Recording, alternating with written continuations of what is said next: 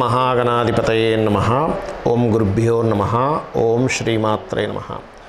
పరమేశ్వర స్వరూపమైనటువంటి జ్యోతిష, వాస్తు మరియు ఇతర అనేకమైనటువంటి శాస్త్రములను మనకు అందించినటువంటి మహర్షులకి నమస్కారం. హయగ్రీవ హయగ్రీవ హయగ్రీవేతి యో వదేత్ తస్య నిస్సరతే వాణి జహ్నుకన్యా ప్రవాహవత్. అరుణాం కరుణాతరంగితాక్షీం ధృతపాశాంకుశపుష్పబాణచాపాం అనిమాదిభిరావృతాం మయూకైః అహమిత్యేవ విభావయే భవానీం. శ్రీమాత్రే నమః. ప్రేక్షకులకి ఆ లలితాంబిక అమ్మవారి యొక్క అనుగ్రహం పరిపూర్ణంగా కలగాలని మనస్ఫూర్తి కోరుకుంటూ మనం ఈరోజు చెప్పుకోబోయేటువంటి ద్వాదశ రాశి ఫలితాలు రాశి నుంచి కంటే కూడా లగ్నం నుంచి చూసుకోండి. లగ్నం తెలియని వారు రాశి నుంచి చూసుకోవచ్చు.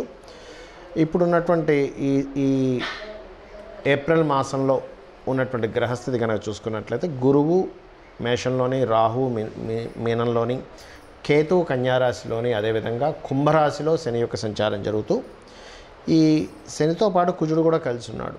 కాబట్టి ఈ కుజుడు 24వ తేదీ నుంచి మారుతున్నాడు.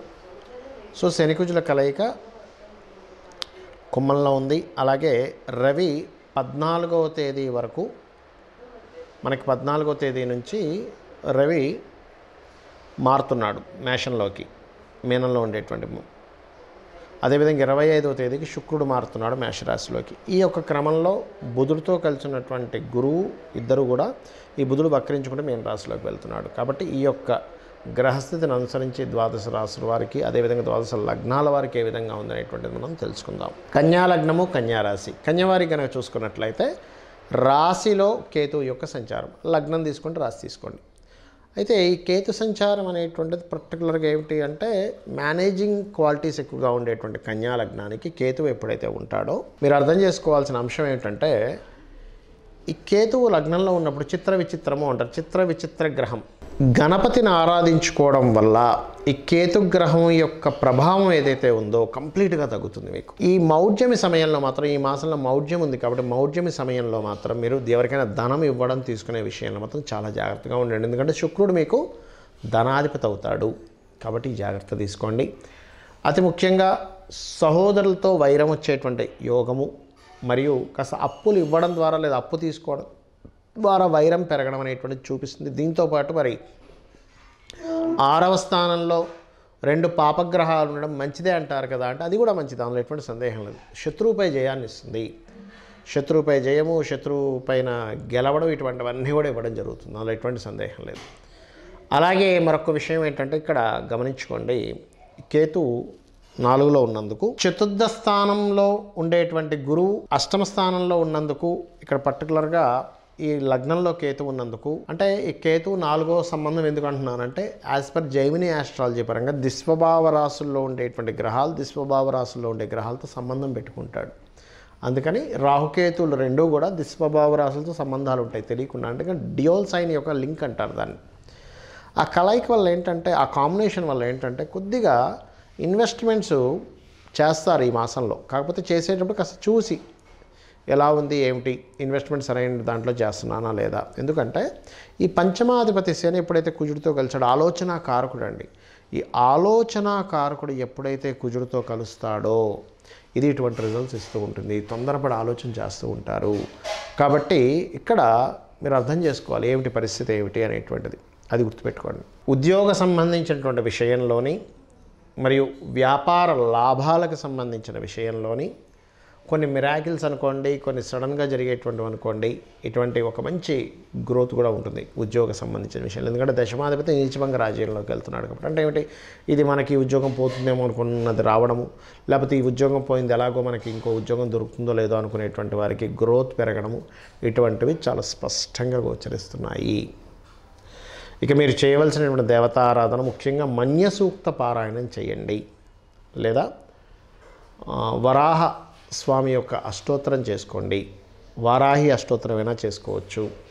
లేనట్లయితే కాళికాదేవి యొక్క స్తోత్ర పఠనం చేయొచ్చు. ఇవి చేసినట్లయితే అన్ని విధాలా బాగుంటుంది. ముఖ్యంగా మనకి నేను 2-3 నెలల నుంచి కూడా చెప్తూనే వస్తున్నాను, ఈ శని రాహుకి ఈ కుజ రవులు సంబంధాలు ఉన్నాయి. కాబట్టి దీనివల్ల కొన్ని డిఫరెంట్, అంటే కొంత లోకంలో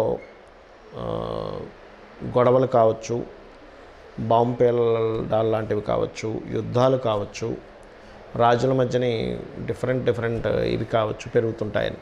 అయితే ఈ నెల ఏప్రిల్ మాసంలో మరియు మనకు జనవరి ఫిబ్రవరి నుంచే స్టార్ట్ అయింది ఆ కాంబినేషన్.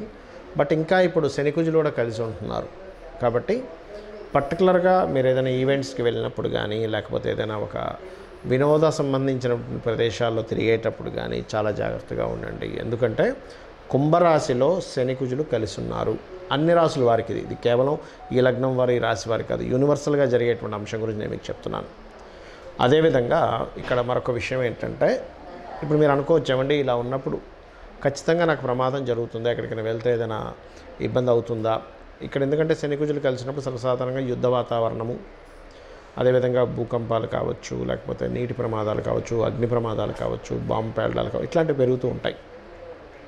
నాకు ఖచ్చితంగా దాంట్లో ఇరుక్కుంటానంటే ఒకటే గుర్తుపెట్టుకోండి, మీ జన్మజాతకంలో కనుక గండము అంటారు, అది నీటి గండము, అగ్నిగండము, ఎట్టైన ప్రదేశాల నుంచి కింద పడిపోయేటువంటివి కొన్ని ఉంటుంటాయి. అటువంటివి ఉన్నప్పుడు పర్టికులర్గా ఏమవుతుంటుందంటే వారికి తెలియకుండానే ఇబ్బంది అనేటువంటిది పెరుగుతూ ఉంటుంది. కాబట్టి అలా ఉన్నవారికి మాత్రమే ఈ యొక్క గోచారం ఎఫెక్ట్ పెరుగుతుంది, కానీ మిగతా అందరికీ కూడా ఎఫెక్ట్ ఉంటుందని అనుకోకండి దయచేసి. మరి అటువంటి వారు ఏం చేయాలి అని చెప్పి చూసుకున్నట్లయితే, అటువంటి వారు చాలా క్లియర్గా మీరు రోజు సూర్య నమస్కారాలు చేసుకోవడం ద్వారా లేదా లలితా సహస్రనామాలు వినడం ద్వారా ఆ యొక్క ఇబ్బంది నుంచి బయటపడవచ్చు. ఖచ్చితంగా అందులో ఎటువంటి సందేహం లేదు. ఎందుకంటే మీ జన్మజాతకంలో ఆ యోగం ఉన్నప్పుడు మాత్రమే ఇప్పుడున్న గోచారము ఇలా ఉన్నప్పుడు మీకు ఇబ్బంది కలుగుతుంది, కానీ అదర్వైజ్ ఏమీ అవ్వదు. మీ జన్మజాతకం ఎందుకు చూసుకోవాలంటే, మనం చేసినటువంటి పూర్వజన్మ కర్మ ఆధారంగా ఈ యొక్క జన్మలో మీరు చేసేటువంటి, అంటే గుర్తుపెట్టుకోండి, మీ లగ్నాన్ని బట్టి మీ యొక్క లైఫ్ ఎలా ఉంటుంది, మీ ధనస్థానాన్ని బట్టి మీ యొక్క జీవిత భాగస్వామి ఎట్లా ఉంటారు, అంటే మీ సప్తమ స్థానాన్ని బట్టి జీవిత భాగస్వామి, మీ ధనస్థానాన్ని బట్టి మీ యొక్క ధనయోగాలు ఎలా ఉన్నాయి, ఎందులో మీకు ధనయోగం ఉంది.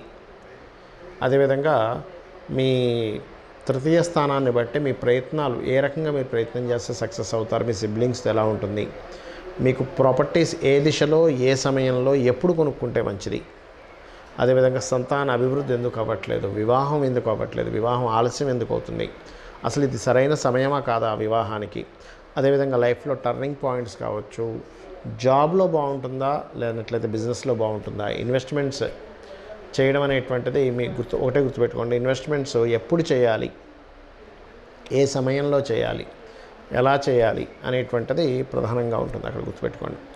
ఇక మీరు మరొక విషయం ఏంటంటే, ఇక్కడ ఈ యొక్క జాతచక్రంలో ముఖ్యంగా మీకు అనిపించవచ్చు ఏమండి మరి మన జన్మ జాతకంలోనే అన్నీ ఉంటే గోచార ఫలితాలు ఎందుకు చెప్పుకుంటున్నామని. గోచారం అనేటువంటిది మనకి బయట జరిగేటువంటి సిచ్యువేషన్స్, అంటే బయట ఎట్లా ఉంటుంది, అంటే సిచ్యువేషన్స్ ఎట్లా ఉన్నాయి, బయట గోచారంలో ఎటువంటి పరిస్థితులు ఉన్నాయి అనేటువంటిది. అంటే బయట వాతావరణం బాగాలేదు, లేదా ట్రాఫిక్ బాగా జామ్ ఉంది, మనం వెళ్ళాల్సిన సమయం వెళ్ళలేకపోతుంటాం, లేదా బయట మార్కెట్ బాగాలేదు ఒక ప్రోడక్ట్కి, అప్పుడు అమ్ముడుపోతుంది. సో బయట విషయాలు, బయట వాతావరణం ఎలా ఉంటుంది చెప్పేది గోచారము. కానీ అతి ముఖ్యంగా మీరు చూసుకోవాల్సింది మీ జన్మజాతక ఫలితాలు మాత్రమే. మీ జన్మజాతకంలో ఏ యోగం ఉంది, ఏ దశ నడుస్తుంది, ఏ సమయం నడుస్తుంది, ఇవన్నీ ఒక ఎత్తు అయితే అమ్మవారిని కనుక ఆశ్రయించి, అమ్మ నువ్వే దిక్కు, నా పని నేను చేసుకుంటూ వెళ్ళిపోతుంటా ధర్మంగా, నిన్ను ఆశ్రయించాను కాబట్టి నువ్వే దిక్కు అనుకొని మీరు కనుక మీ పనులు మీరు చేసుకుంటే అమ్మవారి మొత్తం చూసుకుంటుంది. మీ గోచారమా జాతకమా ఏమీ అక్కర్లేదు, చక్కగా ఆవిడ చూసుకుంటుంది. ఆవిడ యొక్క అనుగ్రహంతో మీ అందరూ బాగుండాలని మనస్ఫూర్తిగా కోరుకుంటూ శ్రీమాత్రే నమః.